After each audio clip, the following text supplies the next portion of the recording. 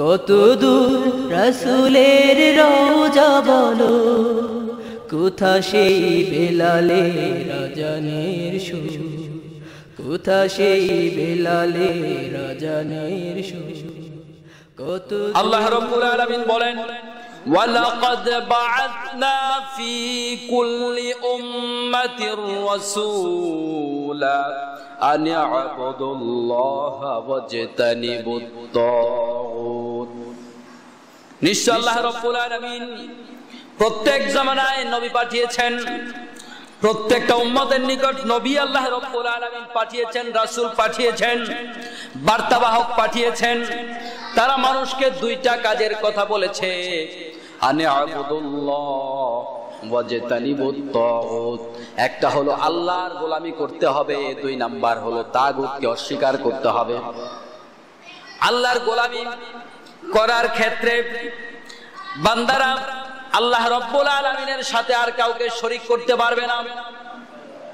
গোলামি দুনিয়ার সব মানুষই কম বেশ করে, যারা স্বঘোষিত নাস্তিক তারা ছাড়া, অথবা যারা নাস্তিক তারাও লক্ষ্য করবেন ব্যক্তি জীবনে অনেক ক্ষেত্রে আল্লাহর বিধান মানে। আছে না এরকম? অনেক নাস্তিক এমন আছে, আমি আল্লাহ বিশ্বাস করি না, তবে ভালো কাজ পছন্দ করি বিদায় মিথ্যা কথা বলি না। তো সত্য কথা বলা এটা তো আল্লাহর নির্দেশ, ঠিকই না? নাস্তিক হওয়ার পরেও আল্লাহর আদেশ পালন করে, কিন্তু এই লোক জান্নাতে যাবে না, এই লোক জান্নাত পাবে না। কেন পাবে না? হিন্দু, বৌদ্ধ, খ্রিস্টান, দুনিয়ার বুকে আরো যত ধর্মের লোকেরা আছে তারাও কিন্তু কিছু না কিছু ক্ষেত্রে আল্লাহর আনুগত্য করেন, কিন্তু আল্লাহর আনুগত্য করার পরেও তারা জান্নাতের সুবাতাস পাবে না। তার কারণ কি? তার কারণ হলো তারা আল্লাহর আনুগত্য যেমন করে, আল্লাহর পাশাপাশি অন্যদের আনুগত্য করে, এককভাবে আল্লাহর আনুগত্য করে না। ওয়ামা উমিরু ইল্লা লিয়াবুদুল্লাহা মুখলিসিনা লাহুদ্দিন। আল্লাহ রাব্বুল আলামিন কেবলমাত্র খালেস ভাবে, শুধুমাত্র একচ্ছত্র ভাবে তার গোলামি করার জন্য বিশ্ব নবীকে আমাদের মাঝে পাঠিয়েছেন। তার মাধ্যমে আমাদেরকে এটা শিক্ষা দিলেন, আল্লাহ ছাড়া কারোর গোলামি করা যাবে না। অন্যরা আল্লাহর গোলামি করার পরেও পুরস্কার পাবে না, তার কারণ হলো আল্লাহর সাথে অন্যদেরকে মানে। আমরা যারা আজকের সমাজে বসবাস করি, আমাদের জীবনের দিকেও তাকান, আমরা সবাই আল্লাহর গোলামি করি, কম বেশি কথা সত্য। তবে পাশাপাশি সময়ে সময়ে আমরা আল্লাহ ছাড়া অন্যদের কাছেও ছোট হই, মাথা নত করি, অন্যদের আদর্শকে আমরা মেনে নেই। তাহলে আল্লাহকেও মানলাম, অন্যকেও মানলাম, আর আল্লাহ বললেন খালেস ভাবে আমার গোলামি করো। তাহলে আল্লাহর আদেশ কি পালন হলো? হয় না। আমার বন্ধুগণ, আল্লাহ রাব্বুল আলামিন বলেন, ইন্না সলাতি ওয়া নুসুকি ওয়া মাহইয়ায়া ওয়া মামাতি লিল্লাহি রাব্বিল আলামিন। নবী আপনি বলে দেন, ইন্না সলাতি, নিশ্চয় আমার নামাজ, ওয়া নুসুকি ওয়া মাহইয়ায়া ওয়া মামাতি লিল্লাহি রাব্বিল আলামিন, আমার নামাজ আল্লাহর জন্য, আমার কুরবানি শুধু গরু কুরবানি নয়, আমার সর্বাঙ্গীন কুরবানি হবে আল্লাহর জন্য। ওয়া মাহইয়ায়া ওয়া মামাতি, আমি বেঁচে থাকবো কেবলমাত্র আল্লাহর জন্য, আর আমি যদি মরে যাই তবে আল্লাহর পথেই মৃত্যুবরণ করব। সুবহানাল্লাহ। এটা হলো মুমিনের পরিচয়, মুসলমানের পরিচয়। মুসলমান হলো তারা যারা নামাজ পড়ে আল্লাহর জন্য, কুরবান করে আল্লাহর জন্য, আল্লাহ ছাড়া অন্য কোন পথে জীবন যাবে এক পয়সাও দেবে না। এখন দেখা যায় মুসলমানের নেতারা মসজিদেও দান করে, আবার পাশাপাশি গানের আড্ডায়ও দান করে, করে কিনা বলে? কিন্তু আল্লাহ বলেছেন মুসলমান কেবলমাত্র আল্লাহর জন্যই দান করবে, আল্লাহ ছাড়া অন্য কোথাও মুসলমান এক পয়সা খরচ করতে পারবে না। ওয়া মাহইয়ায়া, মুসলমান বেঁচে থাকবে কেবল আল্লাহর জন্য, আল্লাহর জন্য মুসলমান বেঁচে থাকবে। মুমিন সব সময় কামনা করবে আল্লাহ এই শরীর, এই অন্তর, এই জিসম যতদিন পর্যন্ত তোমার দিনের কাজে লাগবে ততদিন পর্যন্ত আমাকে দুনিয়ায় বাঁচিয়ে রাখো, এর বেশি আমার বেঁচে থাকার কোনো দরকার দরকার আছে? যদি আল্লাহর গোলামির জন্য এই শরীর এই মন কাজে না লাগে, তাহলে এই শরীর যত বেঁচে থাকবে পাপ বাড়বে। দরকার নাই বেঁচে থাকা। ওয়া মাহইয়া, জীবন হবে কেবলমাত্র আল্লাহর জন্য। ওয়া মামাতি, মুমিন সব সময় একটা দোয়া আল্লাহর কাছে করবে, আল্লাহ তোমার দিনের পথে যেন আমি মৃত্যুবরণ করতে পারি। কিন্তু বন্ধুগণ, আয়াতগুলা শুধুমাত্র কান সুখ করার জন্য নয়, নিজের বিবেককে প্রশ্ন করেন, আজকের সমাজের কয়জন মুসলমান আল্লাহর দ্বীনের জন্য জীবন দেওয়ার জন্য প্রস্তুত আছে? আছে? আছে? সব মুসলমান দাবি করে, কিন্তু জীবন দিতে প্রস্তুত এমন মুসলমান কয়জন আছে? হকের জন্য জীবন বিলিয়ে দিতে পারবে এমন মুসলমান আজকের সমাজে খুঁজে পাওয়া যায় না। আমার বন্ধুগণ, আল্লাহ রাব্বুল আলামিনের গোলামি করা মানে হলো যে এই চারটা কথা বললাম সব কিছু কার জন্য হবে? এই চারটার একটা অংশ আল্লাহর জন্য হবে। নামাজ আপনি আল্লাহর জন্য পড়লেন, কিন্তু কোরবানির ক্ষেত্রে গিয়ে আপনি অন্যদের জন্য কোরবানি দিলেন। নামাজ আপনি আল্লাহর জন্য পড়লেন, কিন্তু দেখা গেল দলে বড় পদ পাওয়ার জন্য বাপের বিরুদ্ধে অভিযোগগার করে, আছে না নাই? দু একদিন আগে একজনের নাম বলবো না, পত্রিকায় দেখলাম বাপের বিরুদ্ধে অভিযোগগার করে। সাবধান, বাপ যদি নাস্তিক হয়, মুরতাদ হয়, বাপ যদি বিধর্মীয় হয়, বাপকে বাপ বলে স্বীকার করাই লাগবে, সম্মান দেয়াই লাগবে।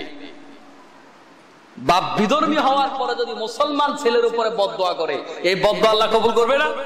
100% কবুল করবে আল্লাহ।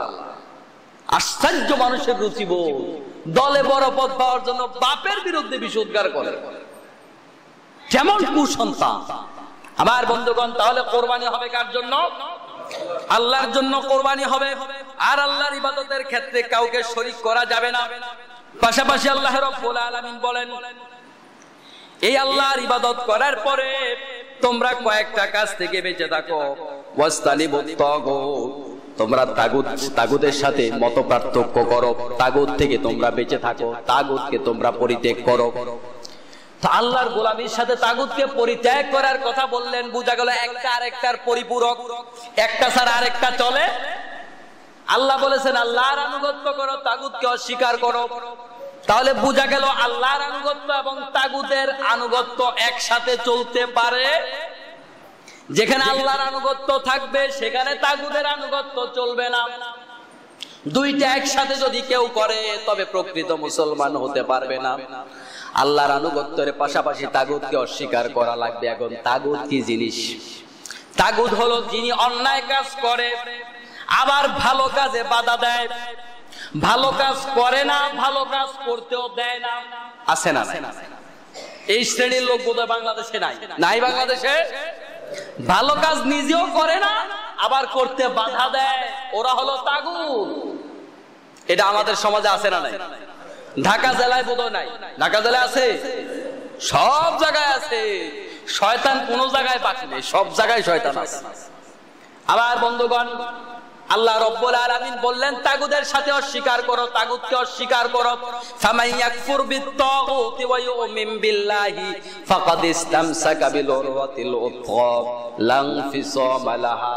আল্লাহ রাব্বুল আলামিন বললেন যে ব্যক্তি তাগুতকে অস্বীকার করে আমার প্রতি ঈমান আনবে, আল্লাহ রাব্বুল আলামিন বলেন তার জান্নাতের গ্যারান্টি দিলাম আমি। সে এমন পথে চললো, এই পথটাকে জান্নাতে নিয়ে যাবে। সুবহানাল্লাহ। এখন এই তাগুতদের মধ্য থেকে, তাগুত মানে হিন্দু নয়, বৌদ্ধ নয়, খ্রিস্টান নয়, তাগুত আমাদের সমাজের মানুষদের মধ্যেই আছে। নিজে ভালো কাজ করে না। আল্লাহ রাব্বুল আলামিন আদেশ করলেন আন আকিমুদ্দিন ওয়া লা তাতাফাররাকু ফি, তোমরা দিন কায়েম করো, এর মধ্যে মত পার্থক্য সৃষ্টি করো না। কে বলেছেন? যুগে যুগে আল্লাহ রাব্বুল আলামিন এই দিন কায়েমের জন্য অনেক নবী রাসূল পাঠিয়েছেন। প্রত্যেকটা নবী রাসূলকে আল্লাহ রাব্বুল আলামিন দিন কায়েমের দায়িত্ব দিয়েছেন।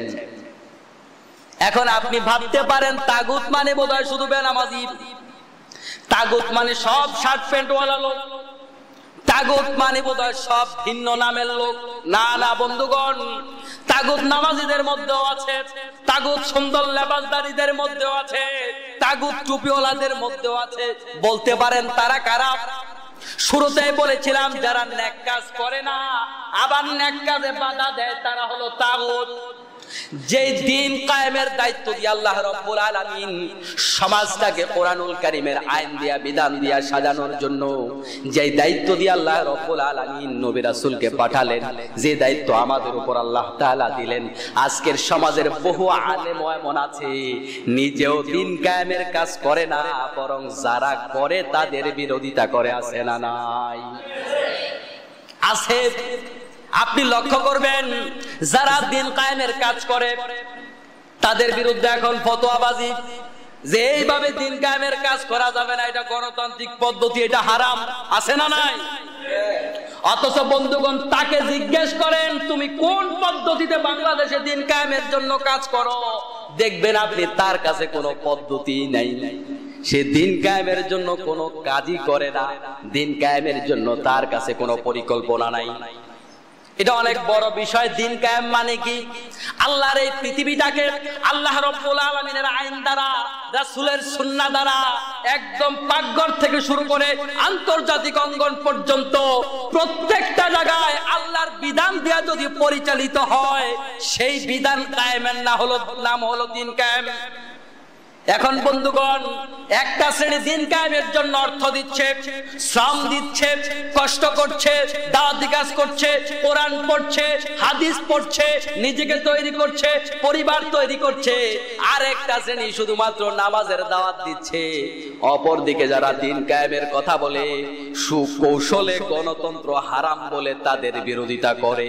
আছে না নাই? আছে না এরকম লোক? তাহলে বন্ধুগণ বুঝা গেল এখানে লোকটা নামাজি কিন্তু তাগুত। আল্লাহর দিন কায়েমের জন্য যদি কেউ বাধা দেয় তাহলে নবীর কাছে বাধা দিল, সে তাগুত। আমার বন্ধুগণ দেখা গেল দিন কায়েমের কোনো পথ এবং মত তার কাছে নাই, কোনো পরিকল্পনা তার কাছে নাই। অথচ বন্ধুগণ যারা দিন কায়েমের জন্য জীবন দিচ্ছে তাদের বিরুদ্ধে বিষোদ্গার করে, এমন লোক আছে না নাই? আছেন এরকম লোক? তাহলে নিজে একদিকে দিন কায়েমের কাজ করলো না, অপর দিকে বাধা দিল। আজকের সমাজে এরকম বহু সুশীল সমাজের লোক আছে, লেভেলের দিক থেকে অনেক ভালো মানের মানুষ আছে, যেই লোকগুলা বলে এই পদ্ধতিতে দিন কায়েম করা হারাম, হারাম পদ্ধতির কথা বলে বাংলাদেশ সহ গোটা দুনিয়াতে যারাই দিন কায়েমের কথা বলে তাদের বিরোধিতা করে। বিভিন্ন ছোটখাটো ইস্যু এনে তারা যারা দিন কায়েমের বিরোধিতা করে, বোঝা গেল তারাও হলো তাগুত। ঠিক কিনা বলেন আমার বন্ধুগণ? তাহলে বোঝা গেল আল্লাহর গোলামি করা লাগবে, তাগুতকে অস্বীকার করা লাগবে। এবার তাগুত যদি মুসলমানের মধ্য থেকে হয় তাহলে তার সাথে সম্পর্ক ছিন্ন করা লাগবে। এরপর আল্লাহ রাব্বুল আলামিন কি বলছেন শুনুন, ফামিনহুম মান হাদাল্লাহ ওয়া মিনহুম মান হাক্কাত আলাইহিদ যালালা। আল্লাহ বলেন এরপরে মানুষদের মধ্য থেকে কতক লোককে তিনি হেদায়েত দান করেন, আর যাকে ইচ্ছা তিনি পথভ্রষ্ট করে দেন। এর মানে কি? কিছু লোককে আল্লাহ তাআলা হেদায়েত দেন, কিছু লোককে পথভ্রষ্ট করে দেন। তাহলে কি আল্লাহ তাআলা মানুষের প্রতি বেইনসাফ করেন? না। হেদায়েত পাওয়ার উপযুক্ত আমাকে হতে হবে, হেদায়েত পাওয়ার জন্য চেষ্টা করতে হবে। হেদায়েত পাওয়ার জন্য যদি কেউ চেষ্টা করে আল্লাহ রাব্বুল আলামিন তাকে পথভ্রষ্ট করেন না। হেদায়েত হলো এই জমিনের সবচাইতে বড় আল্লাহর নিয়ামত। হেদায়েতের চাইতে বড় নিয়ামত আল্লাহর কাছে আর কেউ নেই। আল্লাহ রাব্বুল আলামিন বলেন, আল্লাযীনা জাহাদু ফিনা লানাহদিয়ান্নাহুম সুবুলানা। যারা আমার পথে জান প্রাণ দিয়া লড়াই করে, যারা আমার পথে জান প্রাণ দিয়া সংগ্রাম করে, আমি অবশ্যই অবশ্যই ওয়াদা দিলাম তাদেরকে হেদায়েত দিয়ে দেব। সুবহানাল্লাহ। তাহলে হেদায়েত পাওয়ার জন্য, হেদায়েতের উপর টিকে থাকার জন্য শর্ত হলো আল্লাহর পথে জিহাদ করা। কি করা?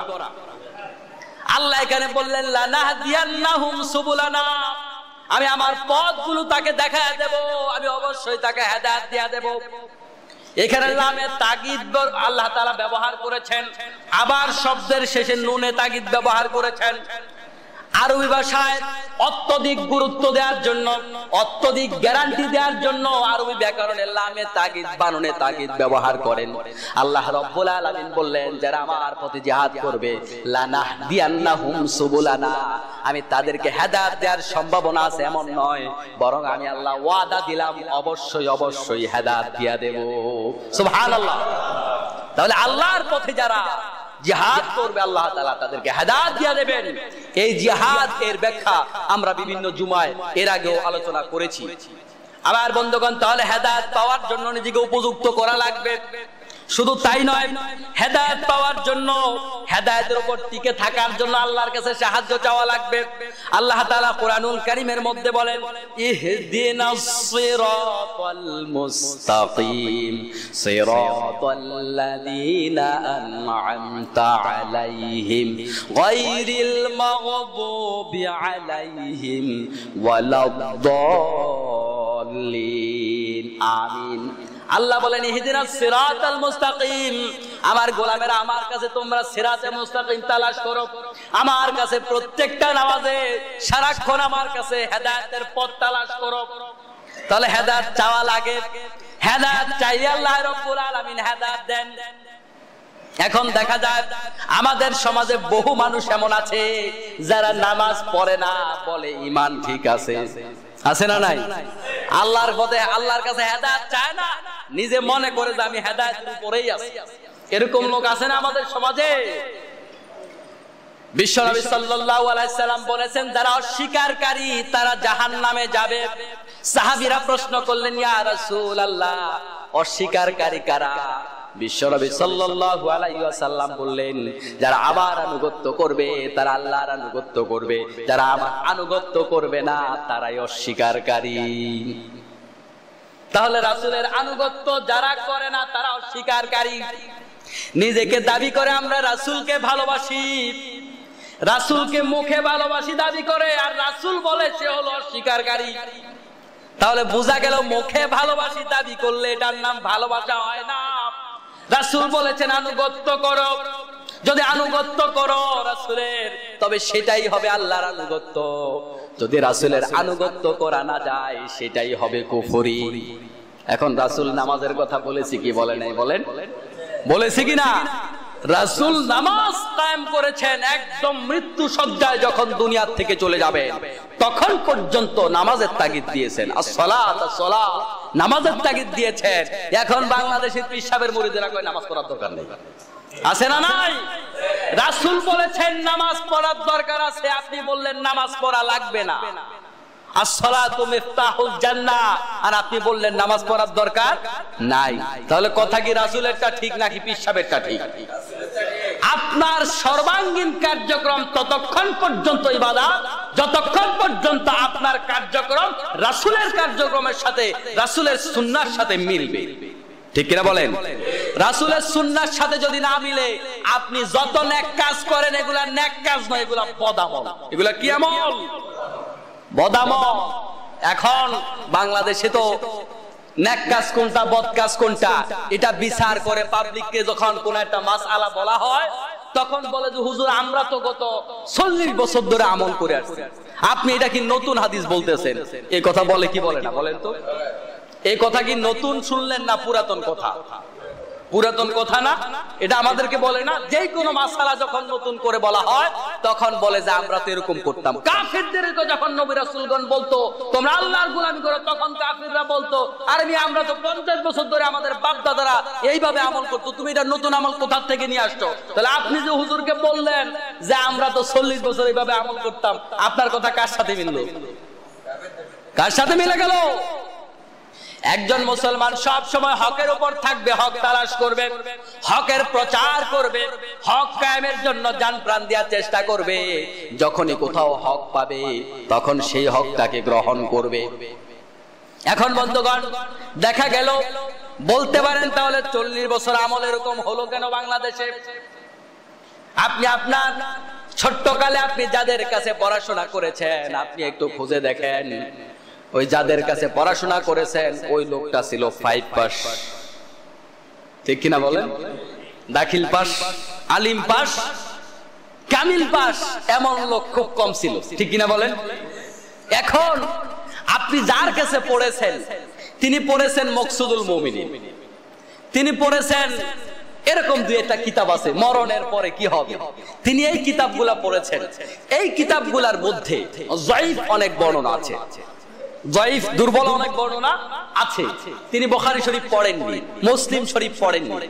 এখন আপনি যদি দেখেন যে আপনার মসজিদের ইমাম সাহেব 5 পাস, ক্লাস 5 পর্যন্ত পড়েছেন, তিনি একটা কথা বললেন, আর অপর দিকে ইমামে আবু হানিফা রাহিমাহুল্লাহ আরেকটা কথা বললেন। একদিকে আপনার ইমাম সাহেব একটা বললেন, ইমামে আবু দাউদ আরেকটা কথা বললেন, একদিকে আপনার ইমাম একটা কথা বললেন, ইমামে আবু হানিফা রাহিমাহুল্লাহ আরেকটা কথা বললেন। এখন আপনি কি আপনার এই মসজিদের ইমাম সাহেবের কথা শুনবেন, নাকি ইমামে বুখারী যা বলেছেন তা শুনবেন? কোনটা শুনতে হবে? ইলমের দৈন্যতা ছিল একটা সময়।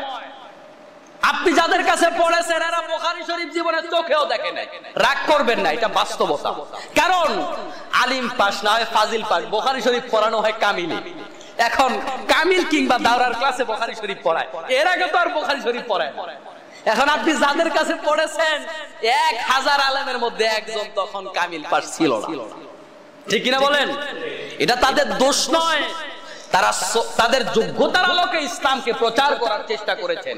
কিন্তু সময়ের ব্যবধানে যখন আপনার কাছে সহিহ কিতাব আপনার সামনে চলে আসবে, তখন আপনার দায়িত্ব হলো আগের সব পরিত্যাগ করে যেটাকে সহিহ আপনি পাবেন সেটাকে গ্রহণ করবেন, ঠিক কিনা? বরং আপনার কাছে কোনো মাসআলা যদি নতুন মনে হয়, আপনার দায়িত্ব হবে আপনি বলতে পারেন যে হ্যাঁ, আমি আপনার এই হাদিসটি যাচাই করে দেখব সহি কিনা, সঠিক কিনা।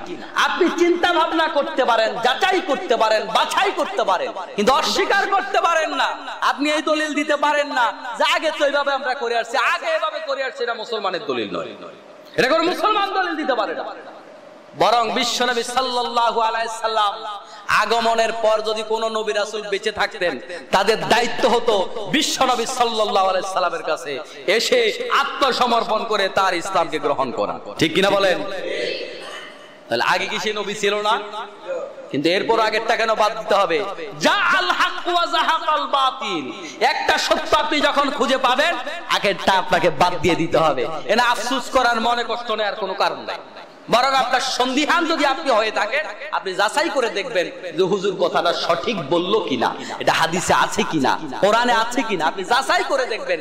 কিন্তু আমরা এই দলিলটা আজকে অনেকেই দিচ্ছি, এই দোহাই দিচ্ছি, আমার বাবারা তো এইভাবে করতো, দাদারা এইভাবে করতো, আমরা 40 বছর ধরে এইভাবে করে আসছি। সাবধান, এইভাবে দলিল দেওয়া যাবে।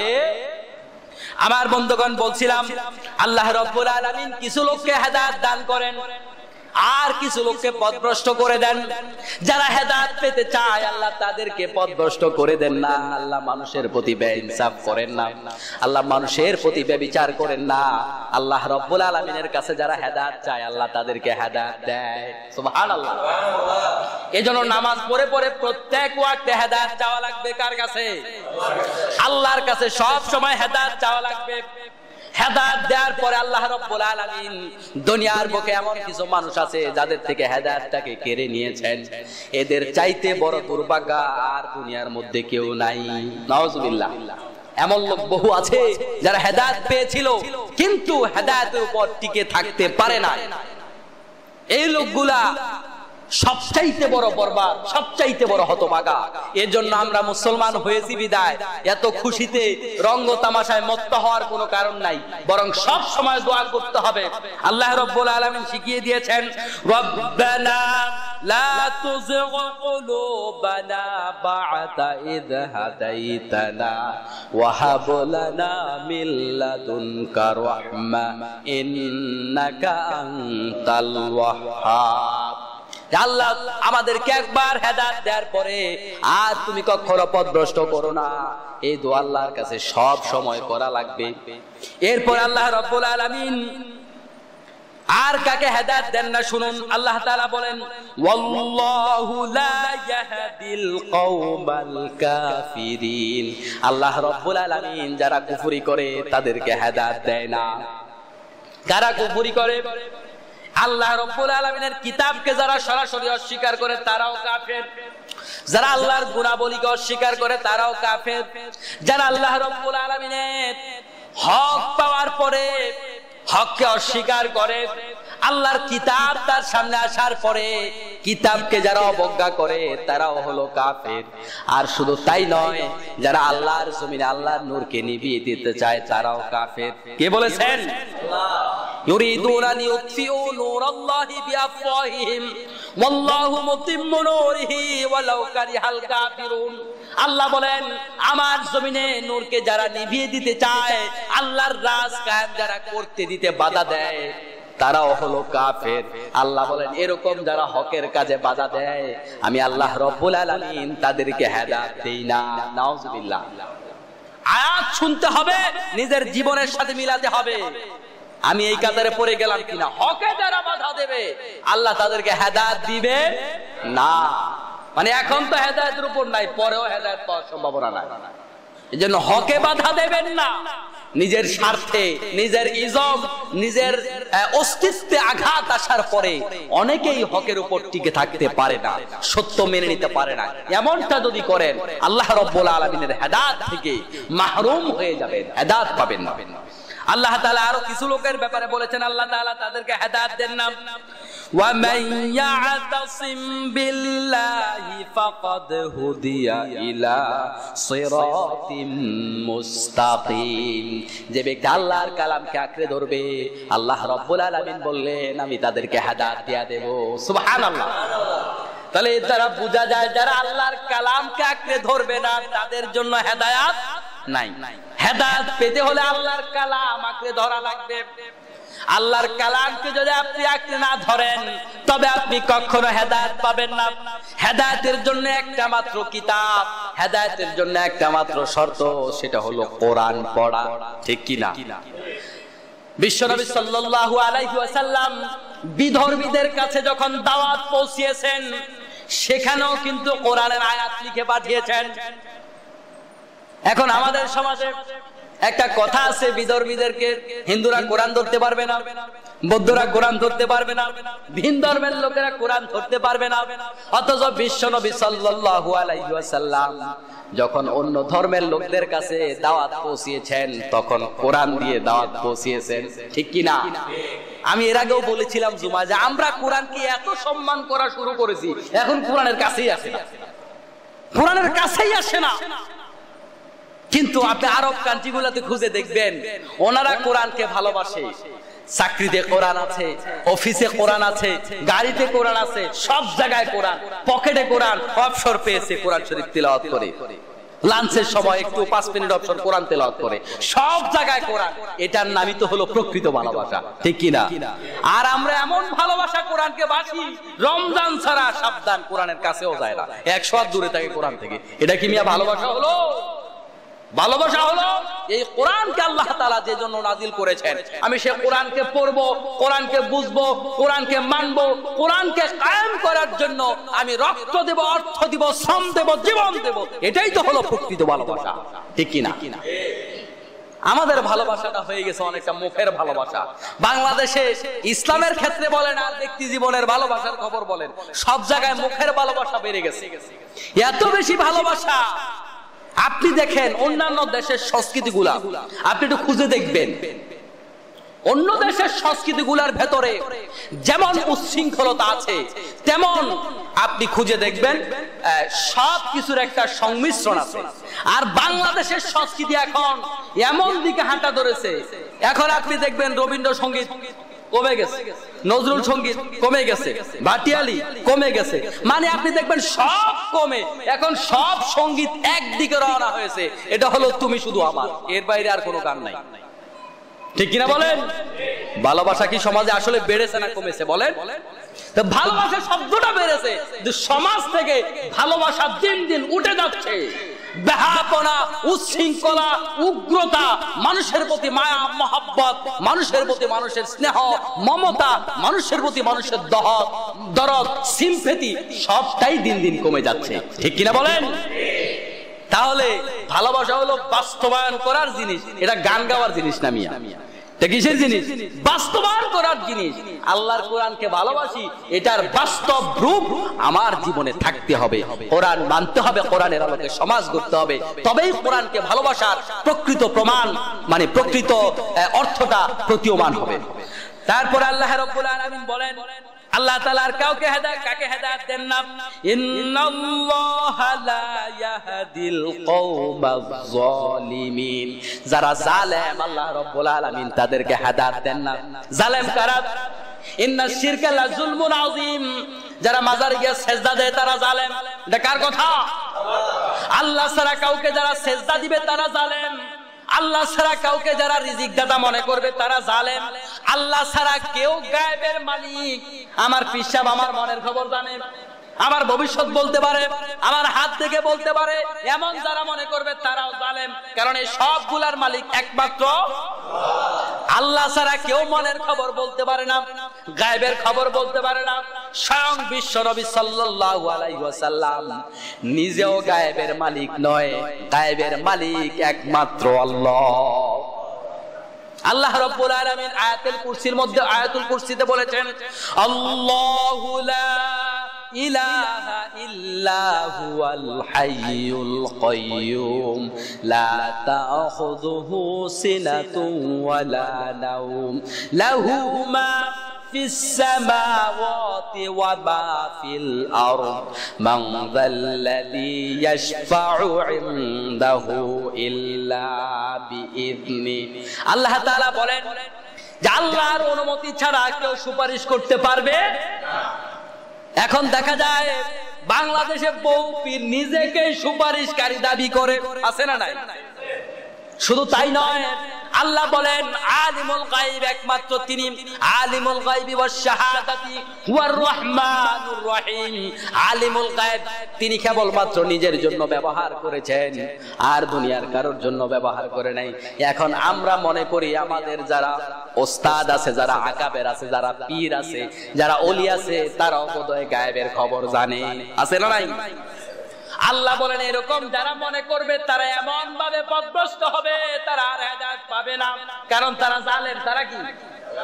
কেন জালেম? তারা শিরিক করেছে। কি করেছে? আল্লাহ রাব্বুল আলামিন যে সমস্ত গুণাবলী আল্লাহ রাব্বুল আলামিনের জন্য নির্ধারিত, এই গুণাবলীগুলা যদি আপনি কোন মানুষের আছে বলে মনে করেন, শুধু দুনিয়ার কোন মানুষ নয়, যদি রাসূলেরও আছে বলে মনে করেন, তারপরেও আপনি জালেম, তারপরেও আপনি মুশরিক। আল্লাহ বলেন আমি জালেমকে হেদায়েত দেই না। এরপর আল্লাহ বলেন ওয়াল্লাহু লা ইয়াহদিল কওমাল ফাসিকিন, আমি ফাসিকদেরকে হেদায়েত দেই না। কাকে হেদায়েত দেয় না?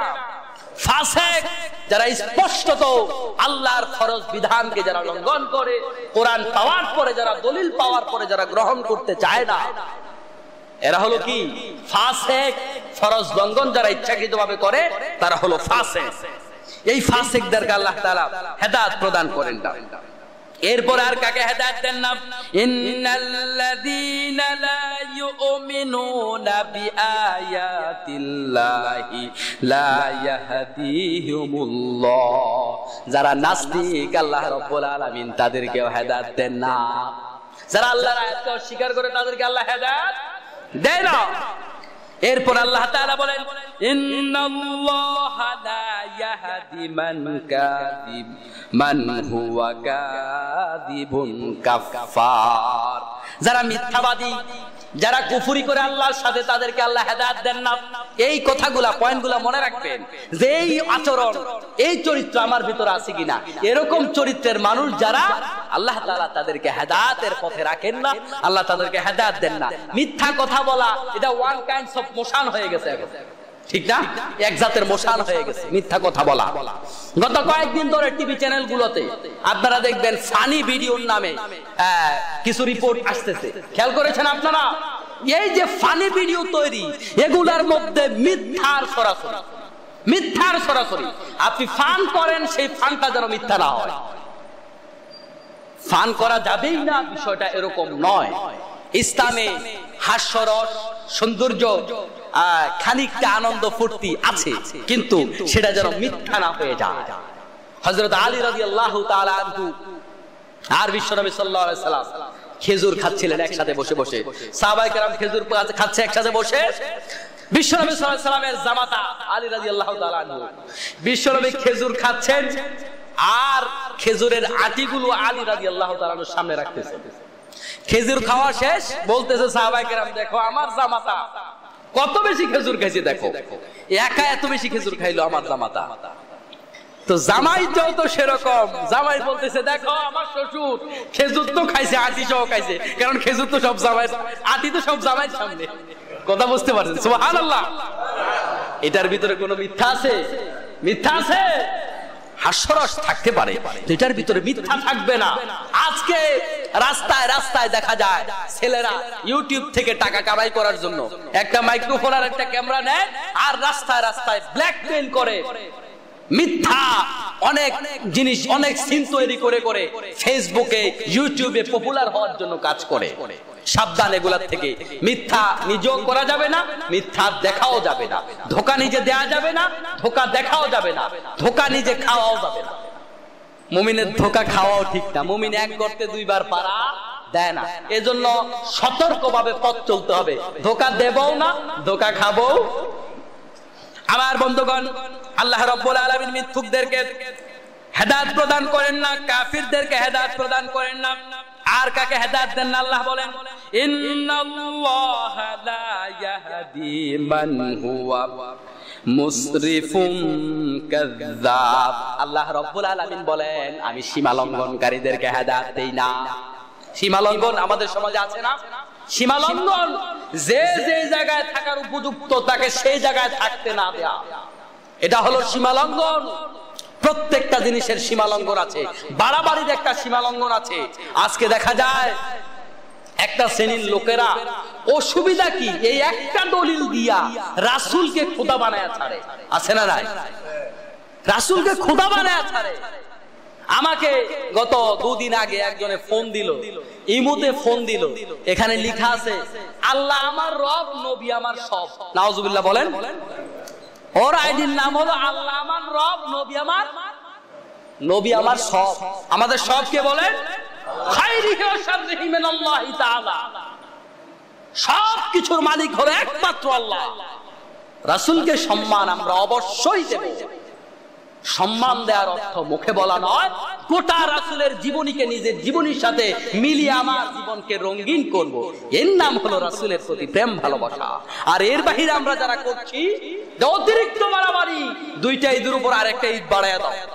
রাসূল বলছে দুরূদ শরীফ পড়ো নামাজের আগে, আমরা শুরু আর আযানের পরে আমরা শুরু করেছি আযানের আগে। ইসলাম যেটা যেখানে দিয়েছে সেখানে না করে এটাকে বাড়ায়া কমায়া আমরা পালন করা শুরু করেছি, সীমালঙ্ঘন করা শুরু করেছি। আল্লাহ রাব্বুল আলামিন বলেন যারা সীমালঙ্ঘনকারী আল্লাহ তাআলা তাদেরকে হেদায়েত দেন না। এরপরে বলেন আল্লাহ তাআলা ফামিনহুম মান হাদাল্লাহ ওয়া মিনহুম